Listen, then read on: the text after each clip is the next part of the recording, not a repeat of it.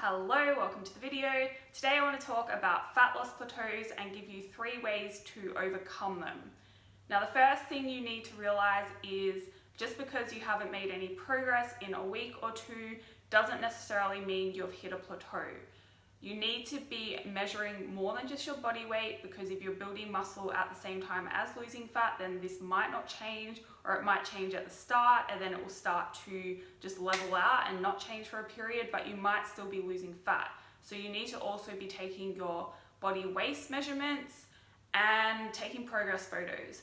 And if after a period of 3 weeks these haven't changed, or even a month, I would wait 3 weeks to a month. If they haven't changed, then that is a good sign you have hit a plateau.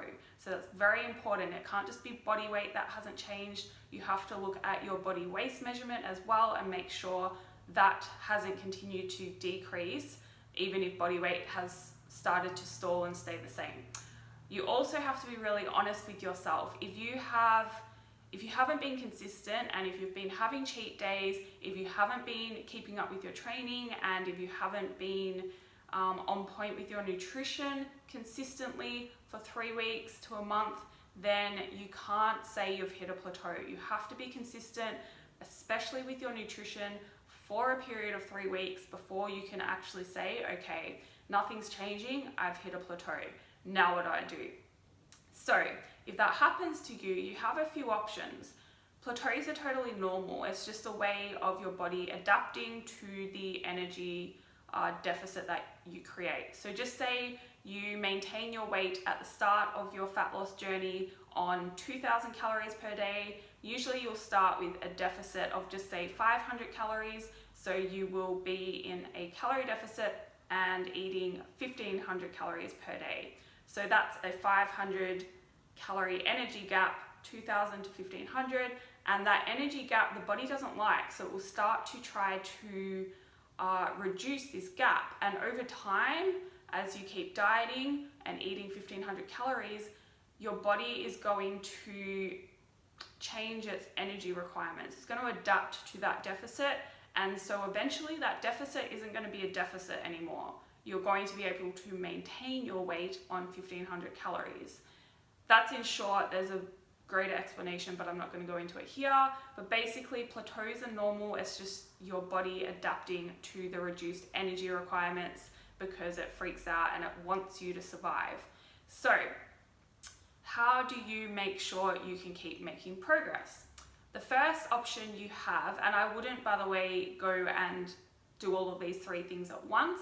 You want to use a small dosage each time you implement one of these strategies, because your body is going to continue to adapt, and if you go all out at once, then you're going to be left with no tools to keep moving things in the right direction. So the first thing I would do is, or you can do this if you don't want to, that's fine, you can do the next thing, but the first thing I would usually start with is to increase the size of your deficit. Now it's important to note that just because you start with a 500 calorie per day deficit doesn't mean you need to then increase the deficit by another 500 calories to keep making progress. Like, that would be terrible, because then you're going to be on 1,500 calories, then take off another 500, then you'll be eating 1,000 calories a day, and that is not recommended at all. So you don't need to do that. You just need to, I would take off another 100 calories, or you can do it in percentage terms. So like, I would reduce your carbohydrate and fat intake, so keep protein the same. That is very important that protein stays the same to help you retain your muscle as you're losing fat. And then I would reduce your carbohydrate and fat intake by about 5 to 15%. I would start with 5% of each, and then assess for 2 weeks. And then if nothing has changed, you can try to increase that deficit, so reduction, by 10% instead. And that usually will result in further fat loss progress.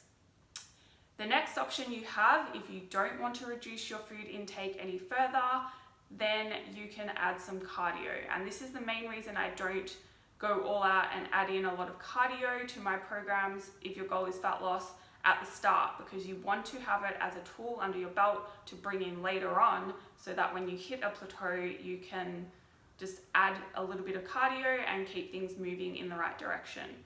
So I would just start adding 2 to 3 cardio sessions a week, and that is going to help you increase that energy deficit again through your calories expended. The third option that you have is to have a diet break. So when you are dieting, there's a bunch of physiological changes happening in your body with your hormones and stuff, and sometimes a diet break can help to bring your hormones back up to more normal levels, and then when you go back into your deficit or your diet, fat loss will happen again more easily because your hormones have been reestablished at their normal levels. So a diet break it just means going back up to your maintenance calorie intake. So instead of your 1500 calorie deficit, you can go back up to around 2000 calories. I would actually do it a little bit less, more 1900 calories, 1900 calories, that's the same thing, yeah. I would go back up to 1900 calories around there, and depending on how long you've been dieting for and stuff. And yeah, so stick to your maintenance calories for a period of 7 to 14 days, and then go back to your deficit of 1500 calories, and you should start to lose fat again. So you've got 3 options. There's actually more. You can also, here's a 4th bonus option for you.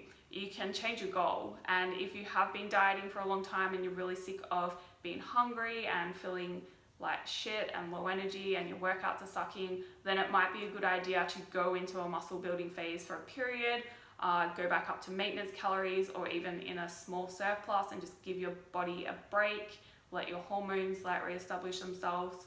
And a mental break as well is always good, and that's the other good thing about a diet break. But yeah, so you have that option as well, and then you can always start a fat loss phase again after a period of muscle building. So your options, if you have hit a plateau, first of all, it's really important to understand if you have actually hit a plateau or not, and you need to have been consistent for 3 weeks to a month before you can actually say you've hit a plateau, and you need to try one of these strategies. Then you can look at decreasing your food intake further, or adding cardio, having a diet break, or changing your goal. So hope this made sense, and I will see you in the next video.